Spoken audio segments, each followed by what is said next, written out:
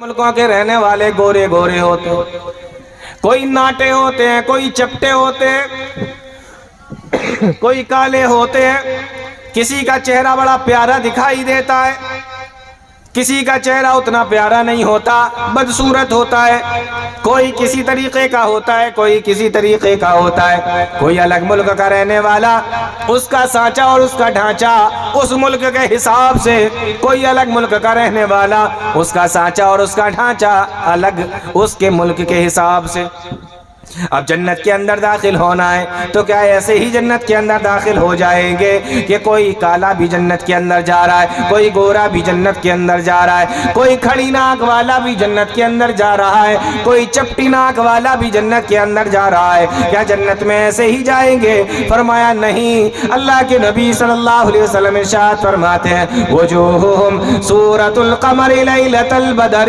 اللہ کے نبی صلی اللہ علیہ وسلم ارشاد فرماتے ہیں کہ جنتیوں کے سارے جنتیوں کی شکلیں، سارے کے سارے جنت میں جانے والوں کی شکلیں 14ویں رات کے چاند کی طرح بنا دی جائیں گی، یعنی 14ویں رات کا چاند جس طریقے سے خوبصورت ہوتا ہے اسی طریقے سے سارے جنتیوں کی شکلیں بنا دی جائیں گی۔ بات سمجھ میں آ رہی؟ لمبائی سب کی برابر، عمر سب کی برابر، اور چہرے خوبصورتی سب کی برابر، تاکہ جنت کے اندر بھی کوئی ایسا فرق نہ ہو پائے کہ انسان ایک دوسرے کو دیکھ کے چڑھانے کی کوشش کر رہا ہے۔ ابھی جنت کے دروازے پر کھڑے ہوئے، 3 کام ہو گئے۔ آگے حدیث کے اندر آتا ہے جردن مردن مکحلین، سارے کے سارے جنتیوں کے بدن کے اوپر کوئی بال نہیں ہوں گے۔ آج دیکھتے ہیں نا بدن پہ جہاں دیکھو بال نکل آتے ہیں، خاص طور سے مردوں کو دیکھو ہر جگہ بال ہے، لیکن جنتیوں کے بال نہیں ہوں گے، ان کا جسم صاف ہوگا بالوں سے۔ یہ رونگٹے دیکھ رہے ہیں نا، یہ نہیں ہوں گے پورے بدن پہ، کہیں پر بھی نہیں ہوں گے۔ جردن، آگے فرمایا مردن، اور سارے کے سارے لوگوں کی داڑھی بھی نہیں ہوگی، مونچھیں بھی نہیں ہوں گی۔ آج لوگ کلین شیو کراتے ہیں نا، خوبصورت بننے کے لیے کلین شیو کراتے ہیں۔ جنت میں جب جائیں گے تو کلین شیو ہوں گے سارے، وہاں داڑھی نہیں رکھنا ہے، داڑھی یہاں ہے دنیا کے اندر، وہاں نہیں ہے داڑھی۔ تو بدن پر بھی بال نہیں ہوں گے، اور چہرے پر داڑھی اور مونچھ بھی نہیں ہوگی، اور آگے فرمایا مکحلینا، اور ان کی آنکھیں اتنی خوبصورت ہوں گی ایسا لگے گا جیسا کہ ابھی سرما لگایا ہو، سرمے والی آنکھیں ہوں، سرما لگا کے آئے ہوں۔ یعنی یہ ساری کی ساری چیزیں جنتیوں کے اندر برابر ہوں گی۔ اس کے بعد حکم ہوگا وسیق الذین اتقوا ربہم الی الجنۃ زمرا، او میرے جنتیوں آؤ، اب تمہیں جنت کے اندر داخل ہونے کی اجازت دی جا رہی ہے۔ اب یہ جنتی جنت کے اندر داخل ہوں گے۔ کہاں سے؟ جنت کے بڑے بڑے جو گیٹ ہیں 8، اس کے اندر سے، اور کتنے بڑے ہیں میں نے آپ لوگوں کو بتا دیا، لیکن کیسے داخل ہوں گے یہ تو سب کو بتا دیا گیا کہ ایسے ایسے کر کے ان کو بنا دیا جائے گا۔ اب یہ داخل ہو رہے، پیارے نبی صلی اللہ علیہ وسلم کی حدیث ہے، پیارے نبی شاہ فرماتے ہیں نحن الآخرون السابقون، او لوگو ہم دنیا کے اندر سب سے آخر میں آئے، ہم دنیا کے اندر سب سے آخر میں آئے، یعنی یہ امت محمد سب سے آخر میں دنیا کے اندر آئی۔ السابقون، پیارے نبی ارشاد فرماتے ہیں لیکن جنت کے اندر یہی امت سب سے پہلے جنت کے اندر داخل ہوگی، یعنی ہم سے پہلے کوئی جنت کے اندر داخل نہیں ہوگا، اور سب سے پہلے پیارے نبی صلی اللہ علیہ وسلم اپنی امت کے ساتھ میں جنت کے اندر داخل ہوں گے، اور ان کے بعد پھر دوسرے انبیاء اور اپنی اپنی امتوں کو لے کر وہ جنت کے اندر داخل ہوں گے۔ فرمایا نحن الآخرون السابقون، ہم سب سے آخر میں دنیا کے اندر آئے لیکن جنت کے اندر سب سے پہلے داخل ہوں گے۔ اور داخل بھی کیسے ہوں گے اس کو بھی حدیث کے اندر بتا دیا گیا۔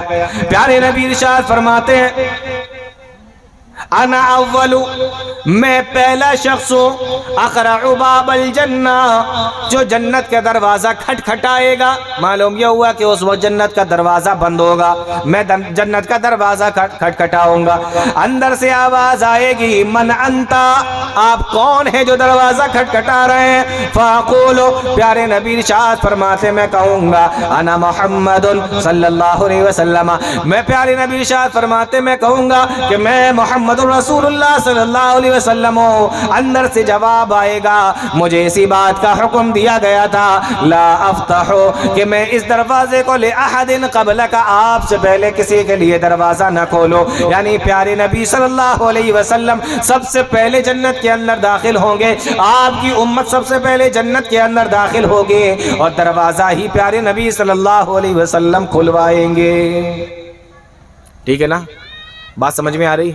पूरी तरतीब के साथ आपको बता रहा हूँ। दरवाज़ा खुला, सबकी उम्रें बराबर हैं, चेहरे सबके खूबसूरत हैं, लंबाई सबकी बराबर है, एकदम हैंडसम हो गए सारे।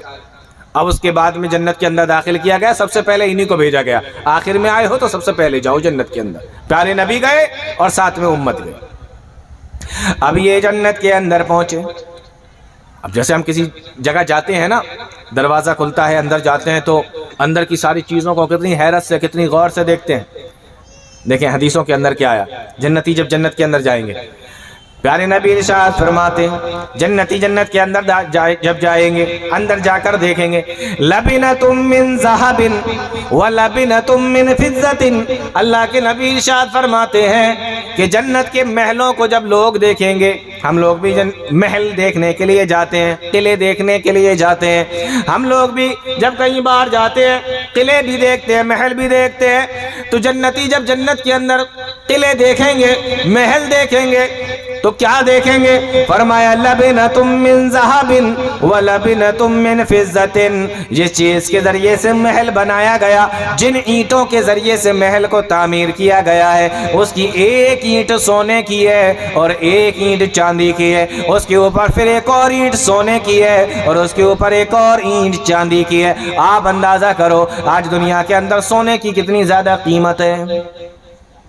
इंसान के पास में थोड़ा सा सोना होता है, किसी के पास 1 तोला, किसी के पास 2 तोले, किसी के पास 5 तोले और भी होगा किसी के पास। छोटा सा होता है, थोड़ा सा, और कितना संभाल कर रखते हैं, कितनी कीमत है उसकी। लेकिन अल्लाह ताला ने जन्नतियों के लिए जो महल तामीर किए हैं, उनकी ईंटें सोने और चांदी की हैं। आप अंदाजा करें। अब सवाल ये है कि हम भी दुनिया के अंदर महल बनाते हैं, मकान बनाते हैं, घर बनाते हैं, लेकिन ईंट के ऊपर सिर्फ ईंट नहीं रखते, बल्कि ईंटों के बीच में गारा लगाते हैं ताकि इसकी जुड़ाव मजबूत हो जाए, इसके अंदर मजबूती आ जाए। तो क्या जन्नत के अंदर सिर्फ ईंट के ऊपर ईंट रख दी गई होगी, या बीच में कुछ गारा भी लगाया गया होगा, या बीच में कुछ मसाला भी लगाया गया होगा? फरमाया मिलातुहल मिस्क व तुरबतुहा ज़ाफ़रान। वहाँ पर जिस मिट्टी का इस्तेमाल किया गया है मसाला बनाने के लिए, और जिस सीमेंट का इस्तेमाल किया गया है मसाला बनाने के लिए, अल्लाह के नबी फरमाते हैं कि मिट्टी तो ज़ाफ़रान की होगी और उसका जो मसाला होगा वो मुश्क का होगा। लेकिन हम देखते हैं कि जब हम मकान बनाते हैं तो बीच में छोटी छोटी कंकड़ी, जिसको बजर फुट और अलग अलग जगहों पर अलग अलग नाम दिया जाता है, उसको भी मिला दिया जाता है ताकि मजबूती आ जाए। फरमाया मजबूती आने के लिए उसके अंदर मोतियों को मिलाया गया होगा, याकूत को मिलाया गया होगा, लूलू को मिलाया गया होगा, मोतियों को मिला दिया गया होगा छोटी गिट्टियों की जगह पर, और उसका मसाला मुश्क का और ज़ाफ़रान की उसकी मिट्टी होगी। इस मसाले के साथ में उन ईंटों को जोड़ा गया होगा। तो महल देखा, महल के अंदर क्या देख रहे हैं? सोने और चांदी की ईंटें लगी हुई हैं। लेकिन क्या सिर्फ एक ही तरीके का महल होगा, बस ऐसे ही हर जगह देख रहे हैं सोने चांदी की ईंटों के महल बने हुए हैं? नहीं। प्यारे नबी इरशाद फरमाते हैं ये तो एक किस्म हुई महलों की। अल्लाह के नबी इरशाद फरमाते हैं दूसरी हदीस के अंदर, कुछ महल तो ऐसे होंगे जो सोने चांदी के बनाए गए होंगे, और कुछ महल ऐसे होंगे लबिनतुम मिन दर्रतिम मिन बैज़ा, जो सफेद मोती की एक ही ईंट होगी और एक ईंट हरे मोती की होगी और एक ईंट लाल मोती की होगी, और उनको जोड़ जोड़ कर महल बनाए गए होंगे। मालूम यह हुआ कि जन्नत के अंदर 2 तरीके के महल हैं, एक तो सोने चांदी की ईंटों के बने हुए और एक मोती के, बेश कीमत मोती के महल बने हुए, उसकी ईंटों के महल बने हुए। तो 2 तरीके के महल हो गए। اب تیسری قسم بھی سن لو. اللہ کے نبی صلی اللہ علیہ وسلم ارشاد فرماتے ہیں صبح فجر کی نماز کا وقت ہے, صحابہ کرام بیٹھے ہوئے ہیں, اللہ کے نبی ارشاد فرماتے ہیں اے لوگو آج کی رات میں معراج پر گیا اور میں نے معراج میں جنت کو دیکھا, جنت کے اندر میں نے ایک محل کو دیکھا, وہ محل بڑا ہی خوبصورت تھا اور اللہ کے نبی ارشاد فرماتے ہیں کہ وہ پورا کا پورا محل صرف ایک موتی کا بنا ہوا تھا, ایک سفید موتی کا بنا ہوا تھا. سفید پتھروں کا تاج محل بنا ہوا ہے, پوری دنیا کے لوگ اس کو دیکھنے کے لیے آتے ہیں, لیکن آپ کو معلوم ہے کہ وہ ایک پتھر کا نہیں ہے, پتھر کے اوپر پتھروں کو جوڑ کر بنایا گیا ہے. لیکن جس محل کی بات پیارے نبی صلی اللہ علیہ وسلم کر رہے ہیں یہ ایک موتی ہے اور اسی کے اندر پورا محل تعمیر کیا گیا ہے, اس کو تراش کر اس کو محل بنایا گیا. آپ اندازہ کریں کتنا خوبصورت ہوگا جنت کا محل جس کو اللہ تعالیٰ نے بنایا ہو, کتنا خوبصورت ہوگا. پیارے نبی فرماتے ہیں وہ محل اتنا خوبصورت تھا, مجھے اس کی خوبصورتی کو دیکھ کر بڑا اچھا لگا, وہ مجھے بڑا پسند آیا. میں نے سوچا لاؤ جو باہر سے اتنا پیارا دکھ رہا ہے اس کو اندر سے جا کر بھی دیکھیں. جب ہم کہیں جاتے ہیں نا تو کیا صرف باہر سے دیکھتے, اندر جا کر دیکھتے نا. محل دیکھنے جائیں, قلعہ دیکھنے جائیں, تاج محل دیکھنے جائیں تو اندر سے جا کر دیکھتے ہیں دیکھیں کیسا بنا ہے. پیارے نبی ارشاد فرماتے ہیں کہ میرے دل میں خیال آیا کہ میں اس کو جا کر دیکھوں اندر سے کیسا بنا ہوا ہے. میں نے پوچھا کہ یہ محل کس کا ہے, مجھے بتایا گیا کہ یہ آپ کے ایک صحابی کا ہے. صحابہ کرام بیٹھے ہوئے سوچنے لگے کہ وہ کون سے صحابی ہوں گے جن کے لیے اتنا پیارا محل اللہ تعالیٰ نے جنت کے اندر تعمیر کیا ہے, جس کی تعریف اللہ کے نبی فرما رہے ہیں اور جس کے اندر جانے کا ذکر اللہ کے نبی بیان کر رہے ہیں. دیکھیں وہ کون سے صحابی ہیں. پیارے نبی صلی اللہ علیہ وسلم نے ارشاد فرمایا مجھے بتایا گیا یہ میرے صحابی حضرت عمر کا محل ہے, عمر ابن خطاب کا, عمر فاروق کا یہ محل ہے. فرمانے لگے اللہ کے نبی صلی اللہ علیہ وسلم جب مجھے یہ بتایا گیا کہ یہ حضرت عمر رضی اللہ تعالیٰ عنہ کے لیے بنایا گیا تو پھر میں اس کے اندر نہیں گیا. فذکر تو مجھے یاد آ گیا کہ عمر ابن خطاب تو بڑی غیرت والے صحابی ہیں, میں ان کے گھر کے اندر بغیر اجازت کے کیسے داخل ہو جاؤں.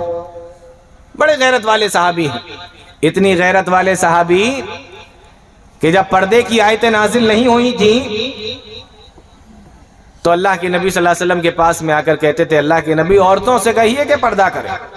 بتائیے اتنے غیرت والے صحابی ہوں اور جو پردے کی آیتیں نازل ہونے سے پہلے پردے کے بارے میں کہتے ہوں, ایسے غیرت مند آدمی کے گھر میں بغیر اجازت کے داخل ہونا پیارے نبی فرماتے ہیں کہ میں نے یہ پسند نہیں کیا. اور کوئی انسان اس بات کو پسند نہیں کرتا کہ اس کے گھر کے اندر بغیر اجازت کے داخل ہوا جائے. حضرت عمر تو غیرت مند آدمی تھے, تو کہا مجھے تمہاری غیرت یاد آ گئی تو میں نہیں گیا اس کے اندر. حدیث کے اندر آتا ہے حضرت عمر رضی اللہ تعالیٰ عنہ نے جب یہ سنا فبکا عمر, تو حضرت عمر رضی اللہ تعالیٰ عنہ رونے لگے اور کہنے لگے اللہ کے نبی میرا جو کچھ بھی ہے وہ آپ کا ہے اور جو کچھ بھی مجھے ملا ہے جنت کے اندر اسلام لانے کی وجہ سے ملا ہے اور اسلام لائے ہم آپ کی وجہ سے. اللہ کے نبی میرے ماں باپ آپ پر قربان, میری جان آپ پر قربان, میرا سب کچھ آپ پر قربان. اگر آپ اندر جانا چاہتے تھے تو محل کے اندر چلے جاتے. اللہ کے نبی میں آپ سے کیا غیرت کرتا, میرا تو جو کچھ بھی ہے وہ سب آپ کا ہے, آپ اندر چلے کیوں نہ گئے. تو معلوم یہ ہوا کہ جنت کے اندر ایک اور قسم ہے محل کی جو پوری ایک موتی سے پورا محل بنایا گیا. تو پہلا سونے اور چاندی کا, دوسرا الگ الگ موتیوں کی اینٹیں بنا کر بنایا گیا, اور تیسرا جو پوری ایک موتی سے بنایا گیا. ایک اور حدیث ہے اسی تعلق سے, اللہ کے نبی صلی اللہ علیہ وسلم ارشاد فرماتے ہیں ایک مرتبہ جبریل علیہ السلام اللہ کے نبی صلی اللہ علیہ وسلم کے پاس میں آئے اور پیارے نبی صلی اللہ علیہ وسلم کے پاس میں آ کے کہا اے اللہ کے نبی یہ جو آپ کی بیوی آ رہی ہیں. کون آ رہا تھا؟ پیارے نبی صلی اللہ علیہ وسلم کی بیوی حضرت خدیجہ رضی اللہ تعالیٰ عنہ. کہا یہ جو آپ کی بیوی آ رہی ہیں اور ہاتھ میں پیالہ پکڑے ہوئے ہیں اور اس کے اندر کچھ ہے جس کو وہ لے کر آپ کے پاس میں آ رہی ہیں, اللہ تعالیٰ نے آسمان سے ان کو سلام کہا ہے، فقرا علیہ السلام من ربها ومنی، تو اللہ تعالیٰ کا سلام آپ ان تک پہنچا دیجئے اور میرا سلام بھی آپ ان تک پہنچا دیجئے، وبشرها، اور اللہ تعالیٰ نے مجھے اس پیغام کے ساتھ میں بھی بھیجا ہے، وبشرها ببیت فی الجنت من قصب، کہ اللہ تعالیٰ ان کو جنت کے اندر ایک ایسا محل دے گا جو پورا کا پورا محل ایک موتی کا بنا ہوا ہے۔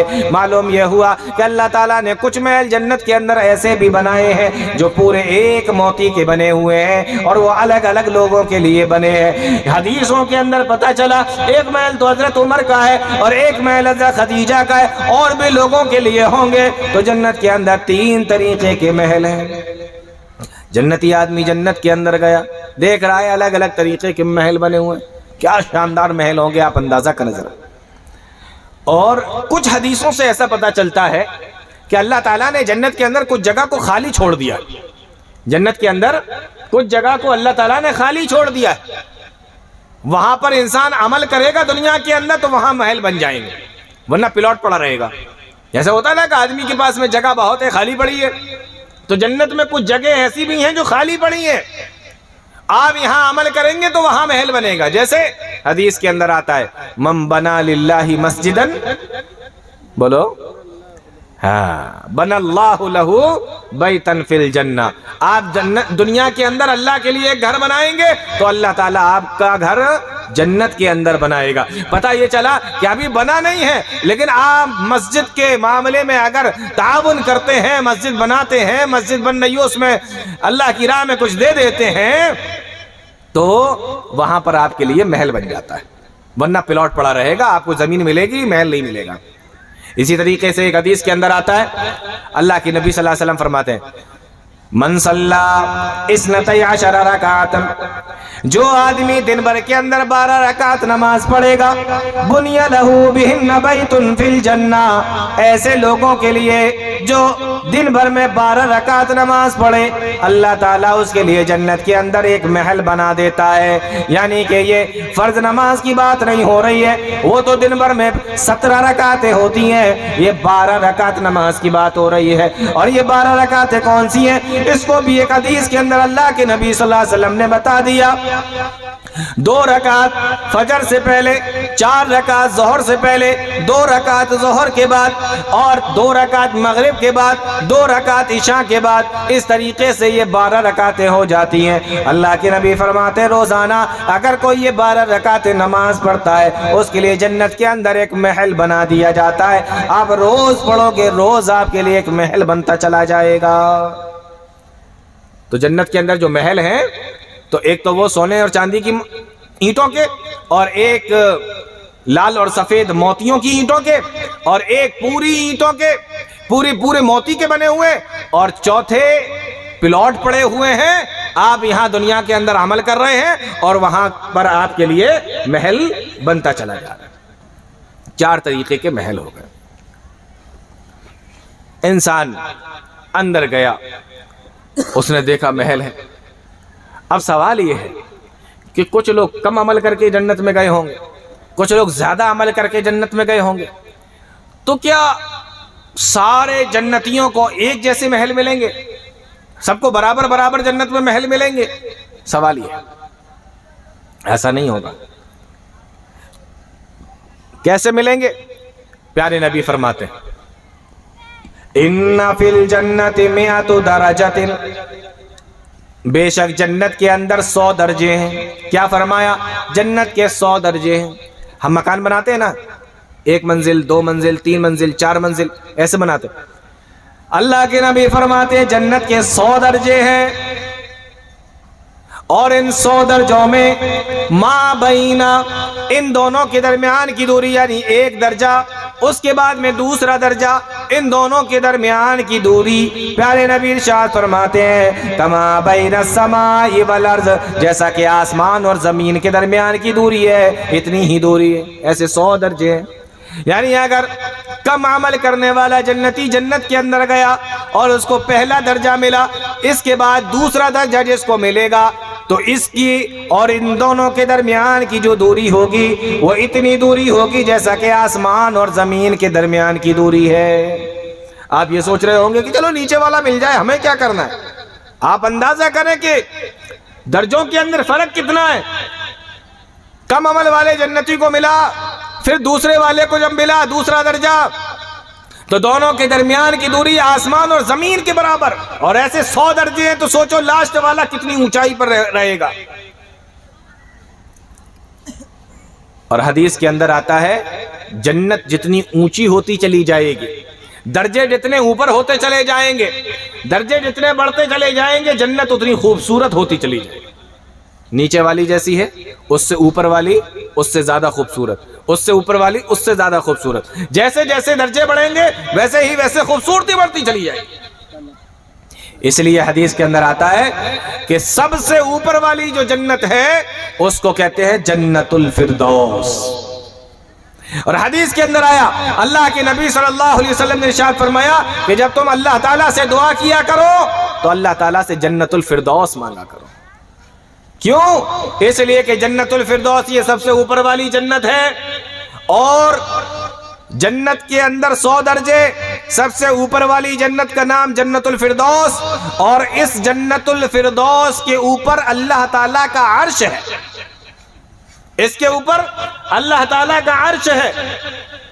اور آپ کو ایک بات اور بتاؤں کہ جنت کے 100 درجے، سب سے اوپر والی جنت الفردوس، سب سے خوبصورت جنت الفردوس، اور اس جنت الفردوس کے اندر ایک جگہ ایسی ہے جو اس پوری جنت الفردوس کے اندر سب سے زیادہ خوبصورت ہے، اور حدیث کے اندر آیا اس کا نام وسیلہ ہے۔ پیارے نبی صلی اللہ علیہ وسلم ارشاد فرماتے ہیں کہ میرے لیے دعا کیا کرو اللہ تعالیٰ وہ جگہ مجھے عطا فرمائے، اور مجھے امید ہے اللہ تعالیٰ کی ذات سے کہ ایک بندہ ہے جس کو وہ جگہ ملے گی، وہ درجہ ملے گا، وہ جگہ ملے گی۔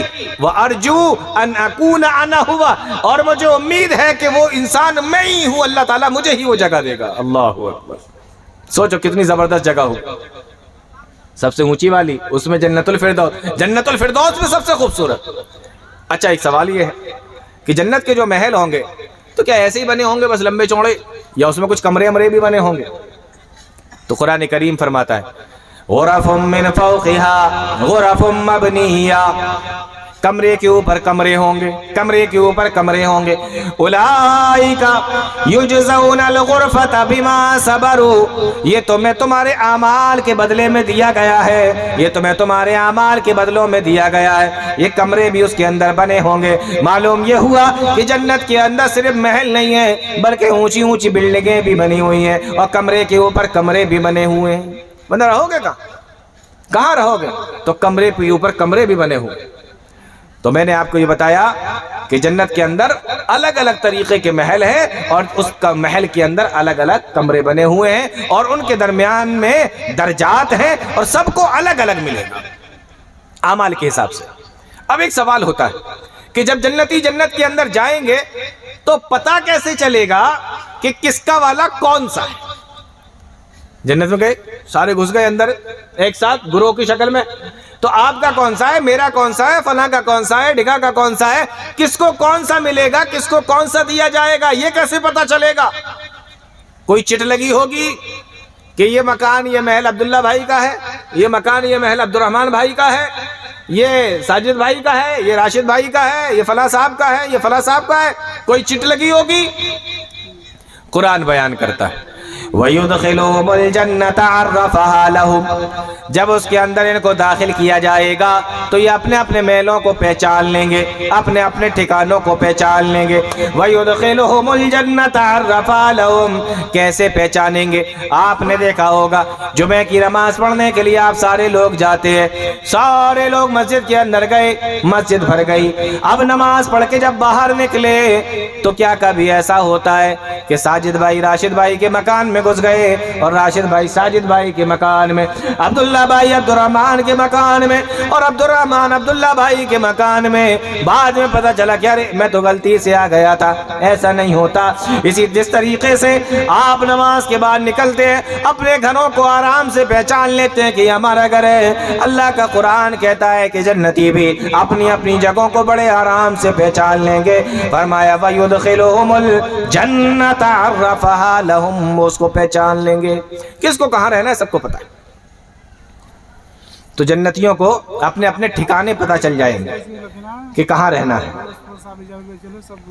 اب یہ جنتی پہنچ گئے، لیکن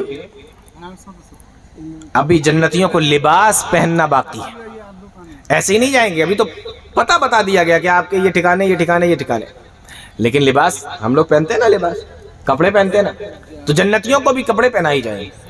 کپڑے کون سے ہوں گے؟ فرمایا عالیہم ثیاب سندس خضر واستبرق، موٹے ریشم کے، باریک ریشم کے، اور کچھ لائٹ گرین کلر کے، بالکل ہرے نہیں، لائٹ گرین،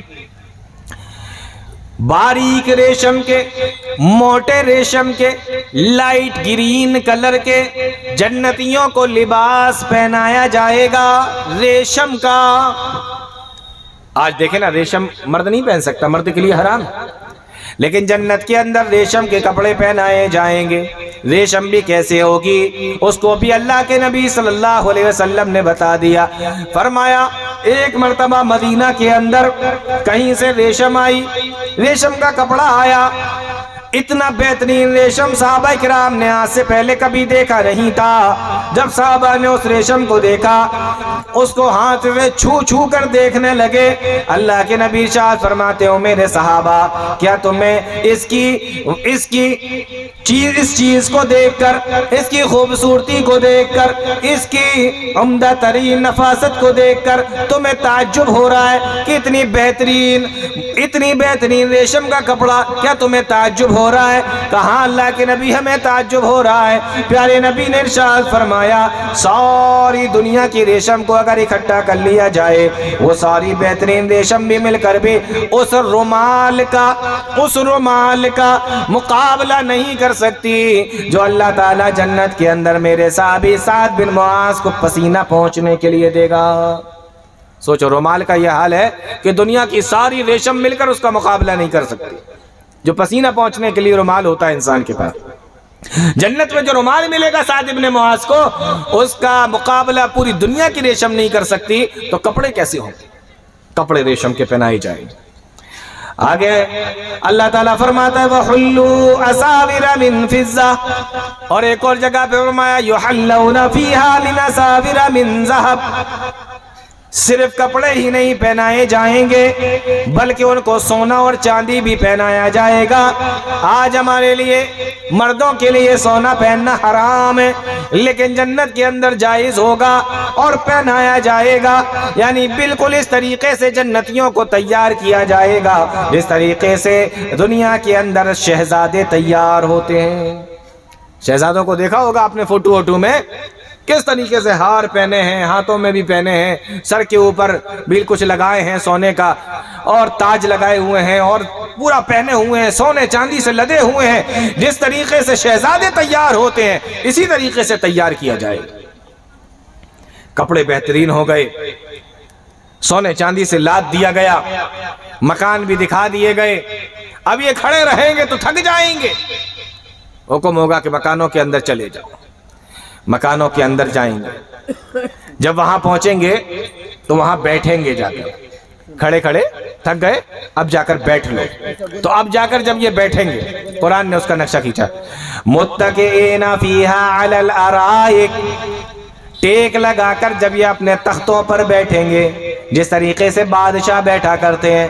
متکئین فیہا علی الارائک، ایک اور جگہ پہ اللہ تعالیٰ نے فرمایا متکئین علی رفرف خضر وعبقری حسان، تکیے کے اوپر ٹیک لگا کر بیٹھے ہوں گے.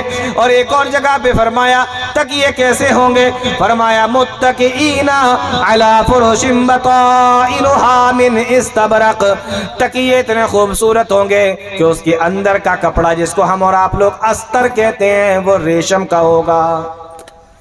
دیکھو اوپر کپڑا کیسا ہوگا وہ نہیں بتایا گیا, اندر کا کپڑا کیسا ہوگا وہ بتایا گیا. آپ نے دیکھا ہوگا گھر کے اندر جب تکیے بنائے جاتے ہیں نا تو جو تھوڑا کلر میں ہلکا ہوتا ہے, ڈیزائن میں ہلکا ہوتا ہے, تکیہ بناتے وقت اس کو اندر کی طرف کر دیتے ہیں, اور جو کلر اچھا ہوتا ہے اور ڈیزائن جو اچھی ہوتی ہے تو تکیہ بناتے وقت اس کو اوپر کی طرف کر دیتے ہیں. جنت کے اندر جو تکیے ہیں وہ اندر کے اتنے خوبصورت ہیں کہ وہ ریشم کے ہیں, تو اوپر کا کیسا ہوگا یہ بتایا ہی نہیں گیا. یہ آپ سوچو کتنا خوبصورت ہوگا کہ اندر کی خوبصورتی بتائی گئی. جبکہ ہم لوگ کیا کرتے ہیں جب تکیہ بناتے ہیں تو جو تھوڑا گڑبڑ ہوتا ہے اس کو اندر کی طرف کرتے ہیں تاکہ پتہ نہ چلے. یہاں اندر کی خوبصورتی بتائی گئی ہے. تو ٹیک لگائے ہوں گے, بیٹھے ہوں گے, تو جن تختوں پر بیٹھے ہوں گے وہ تخت کیسے ہوں گے؟ فرمایا فیہا سرر مرفوعہ, اونچے اونچے تخت ہوں گے, واکباب موضوعہ, اور ان تختوں کے اوپر لائن سے تکیے لگے ہوں گے, ونمارق مصفوفہ, اور ان کے اوپر گدے اور قالینیں بھی بچھی ہوئی ہوں گی. ٹیک لگا کر بیٹھے ہوئے. اب یہ جنت کے اندر آ گئے.